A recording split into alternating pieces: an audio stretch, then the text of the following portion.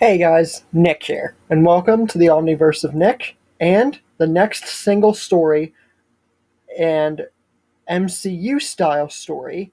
What if Batman was in the MCU? Now, before we get started, be sure to smash the like button, subscribe to the Omniverse of Nick, and further acknowledge and support the future of the Omniverse by checking out the Discord, Patreon, and both Google Docs on the homepage, as well as commenting future requests and expectations for this year in the comments. Let's get started. So, as I said, this is the next single story and MCU story covering the next crossover. Not full MCU story, but crossover. Don't worry, we're going to get to plenty of MCU stories as we did in the past. I've just been doing crossovers recently, and this one is actually going to be quite interesting. What if Batman was in the MCU? So, we all know that in the comics, Batman is featured heavily and everything like that. He's with the MCU pretty much, the Marvel continuity in the comics. But I mean, what if he was in the actual MCU Marvel Cinematic Universe? I've already covered John Wick in the MCU. Now we're going to be touching upon Batman.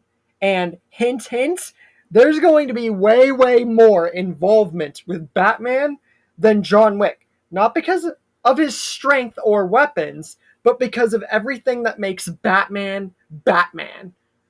And it's going to be a lot different than you might think. It's going to be a story slash analysis. Way more on the analysis than story, but you'll see what I mean here in a second.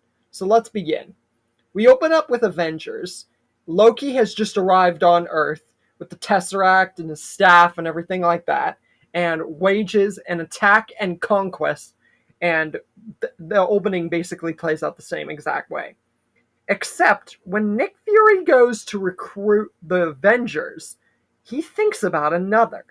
Someone he knows could be a vital point in helping the Avengers in case something goes wrong, knowing some of the Avengers' past, knowing that this person he's about to think of recruiting could be the key to making sure nothing bad happens. So, he goes to Gotham City, and there he finds Batman, Bruce Wayne, and asks him to join the Avengers. And he points out to Batman everything about what he's done, who he is, what the planet, what will happen to it, and that this will be the biggest fight of his life, most likely. And that this could really prove him as the ultimate, not only superhero, but just prove his mettle as the Batman. Let himself be known to more than Gotham. He could actually make a true, unidentifiable, and unmatchable name for himself. And that Nick Fury would see to that immensely. And Batman agrees after, probably, a decent bribe or, decent enough point of word from Nick Fury. Or he would just join immediately. We don't really know how Batman would respond to this. I think it would be sort of a fight. Either he would want a bribe or he would want Nick Fury to give him a compelling enough case to help. You know, Batman could be very off, So anyway, he joins. Then we get the fight with Thor and Iron Man. And just when Thor is about to hit Cap's shield and everything, he's stopped when Batman appears and throws an exploding batarang straight at Thor, which explodes on him, and it's not as impactful as the shield repelling his Mjolnir back at him and shockwaving him back, but the exploding batarang would be an amazing entrance for Batman to the Avengers. And Thor catches himself, obviously, because he was just fighting Iron Man, who was doing kind of way more than that exploding batarang. And he's ready to fight this guy now, but Cap fully with Batman and all the Avengers, they all just realize that they're not the enemies. They're all here to work together. And then obviously they figure out about Batman. Batman figures out about the Avengers, and vice versa. So all of them, quickly figure out about themselves and do all that fun stuff. Then everything goes pretty much the exact same way up until Black Widow fights against Hawkeye and Hulk's turning and everything like that. Because Batman steps in to help against Hawkeye. Now, Batman versus Hawkeye, it's like John Wick versus Hawkeye, except Batman is much, much, much more on Hawkeye's playing field. If anything, Batman would be much more a better opponent for Hawkeye. Think about it. They both have, regular batarangs and arrows, and they also have exploding arrows and batarangs. So if anything, this is a very equal test of skill, combat, and, tools. It would be an amazing fight to see. But Batman would definitely take this fight in the end. Much more than John Wick, I feel, because Batman's way, way, way, way, way, way, way more superhuman. And he has way more accessories and tools and gadgets, because he's a freaking multi-billionaire. Whereas John Wick is just, a cold-blooded assassin. There's a lot of differences, obviously, but that's for a different conversation.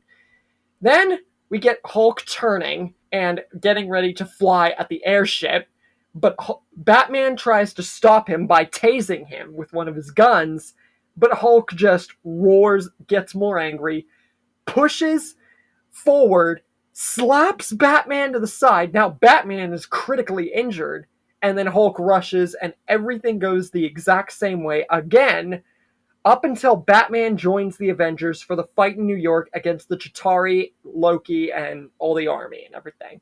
And Batman's there to fight alongside the Avengers, and with Batman there, the fight goes a lot easier, but honestly, besides him having extra gadgets, guns, and everything like that, he's basically just another Hawkeye, or Iron Man, if you will. Depends on what he would bring to the fight, which we'll get to later.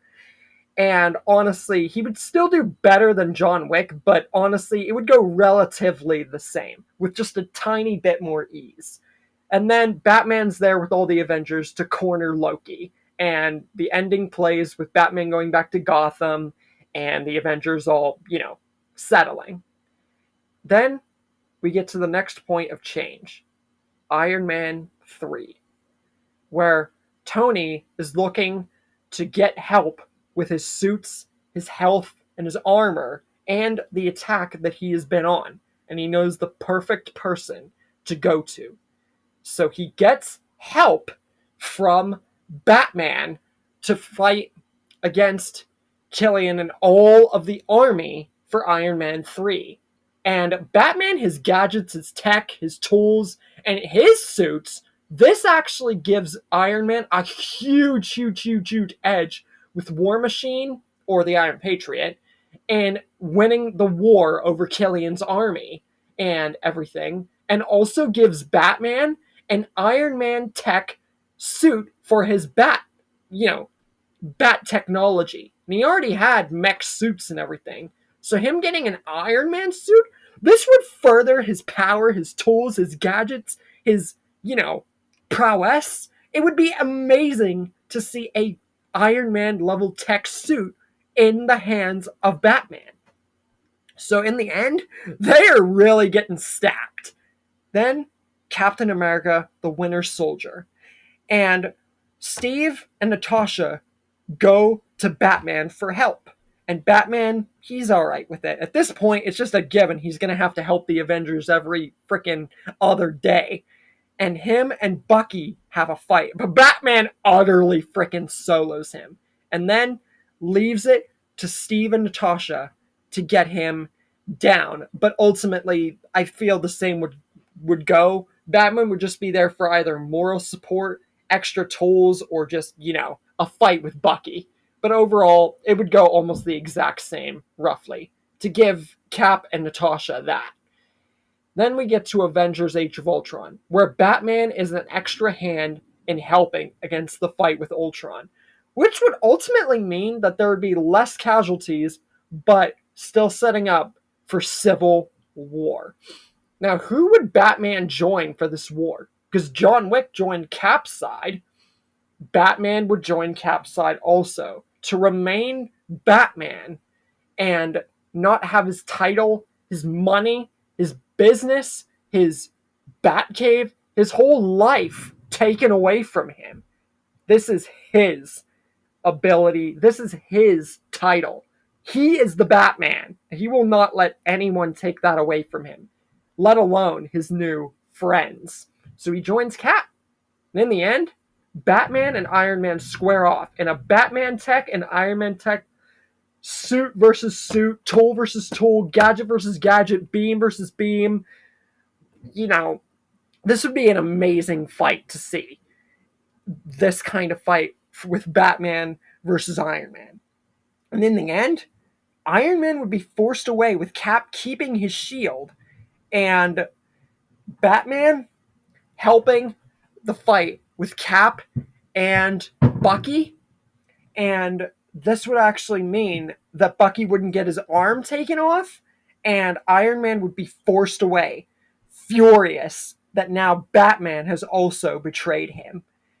Then we get to Infinity War, where Batman unfortunately has to tell Tony they have to sever the whole furious whole vibe that they had all those years ago and work together to fight against this new evil. And even Tony knows that this is true. And they work together when Bruce returns and Doctor Strange, and the whole fight there goes the exact same way. And then Batman meets Thanos on the planet Titan that they are on. And that whole fight with all the rest of them goes the same, but one key thing happens. With Batman's inclusion, this means that they are actually able to get the gauntlet off. Because Batman's tech, his gadgets, his tools, and the fact that he would react faster than all of them to stop Quill from attacking, if he even got the chance to, means that they get the gauntlet off. Meaning there's no endgame.